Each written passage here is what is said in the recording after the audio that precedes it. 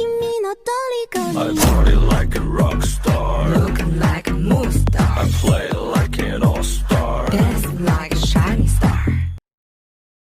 Yo guys, selamat datang di channel Sopiler Anime, membahas anime dari awal sampai tamat. Di video kali ini, kita akan membaca seluruh alur cerita light novel School XD Jilid 23 part 6, sekaligus penutup dari seri Jilid 23. Oke, let's begin. Pertandingan selesai, dan semua orang bubar, berpencar mencari kesibukan masing-masing. Ini adalah di ujung koridor stadium, di mana tidak ada seorang pun di sini, selain Issei dan Raphael.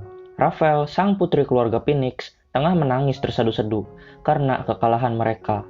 Dan Issei dengan lembut memeluk Raphael sambil mengatakan, jika tidak ada Raphael, maka hasil pertandingan akan sangat buruk. Kita akan bertambah kuat bersama. Dan Nakiri yang dari tadi mengintip mereka, mengajak Milarka untuk pergi. Tidak baik itu mengganggu kemesraan seseorang. Dan di sini Nakiri sadar bahwa Issei sangat mengagumkan. Dia tahu kalau Raphael tentu tidak akan menunjukkan kelemahan di depan siapapun. Jadi dengan sengaja Issei membawa Raphael ke tempat tersepi di stadium. Dan Milarka berkata, kalau itulah kehebatan dari Sekryutei. Dia sangat menghargai setiap bidaknya. Ya, bahkan orang-orang yang baru dia kenal saja sangat dia hargai. Begitulah main karakter. Dan kekalahan mereka kali ini tidaklah sia-sia. Mereka menjadi haus akan kemenangan dan akan menjadi lebih kuat lagi dari saat ini.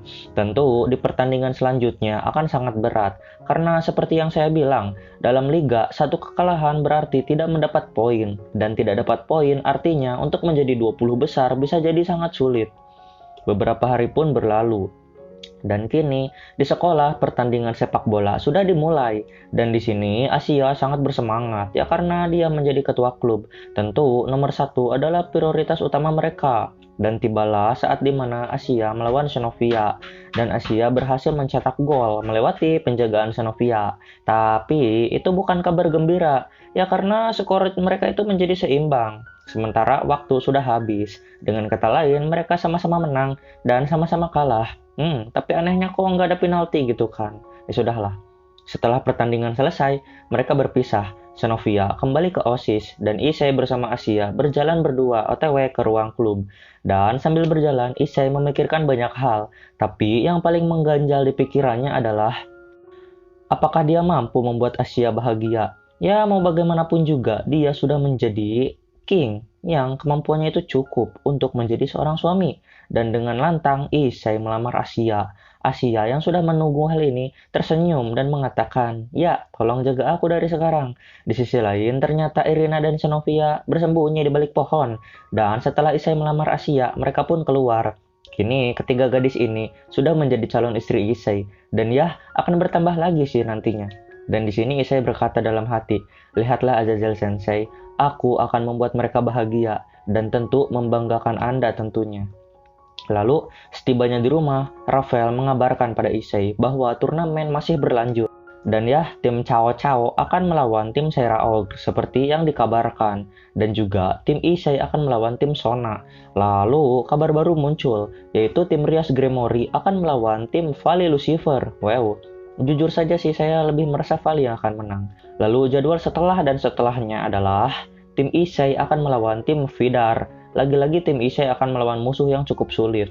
Dan Raphael mengetuk dahinya lalu mengatakan, Issei sama, jika tujuan kita adalah menang, maka mereka adalah salah satu lawan yang harus kita hadapi suatu hari nanti.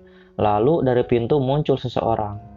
Dan dia adalah si peringkat 2 rating game, Roygun Belphegor. Ya ini pertemuan pertamanya dengan Issei ya.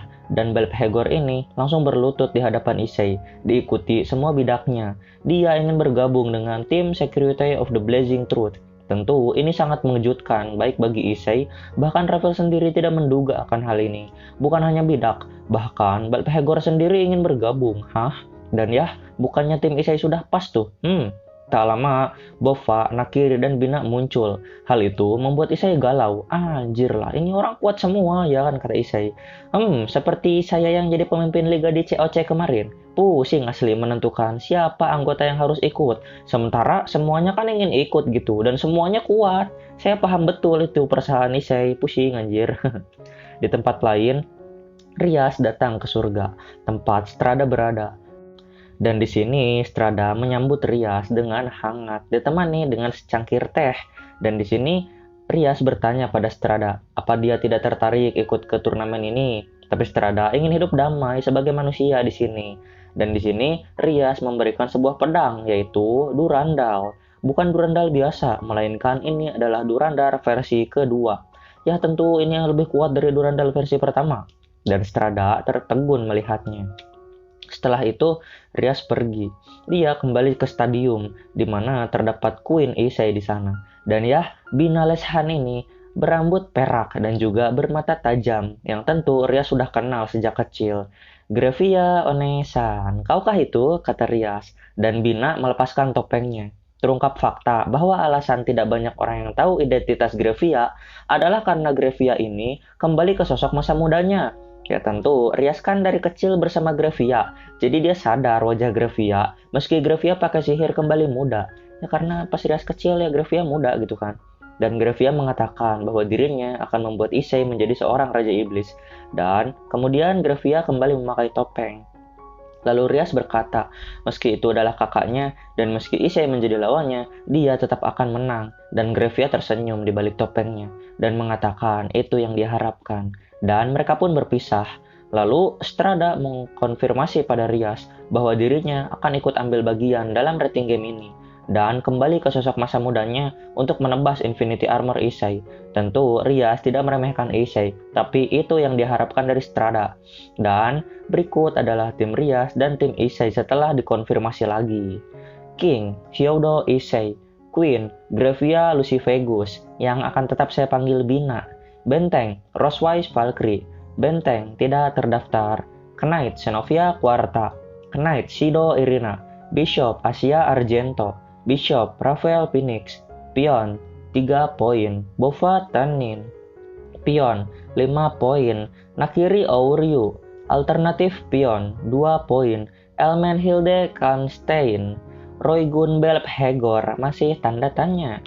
King, Rias Gremory. Queen, Himejima Akeno. Benteng, Toujo Koneko. Benteng, Vasco Strada. Knight, Kiba Yuto. Knight, Lin Selzan. Bishop, Gasper Vladi. Bishop, Valerie Tepes. Pion, Chrome Cruach. Dan ya, High School DxD Jilid 23 ditutup dengan senyum jahat Hades yang menatap Lilith, yang di sini adalah ibu dari Rizevim. Dan mereka akan menapaki jalan dunia ini sekali lagi. Tamat. Thanks for watching and titik. Bye-bye.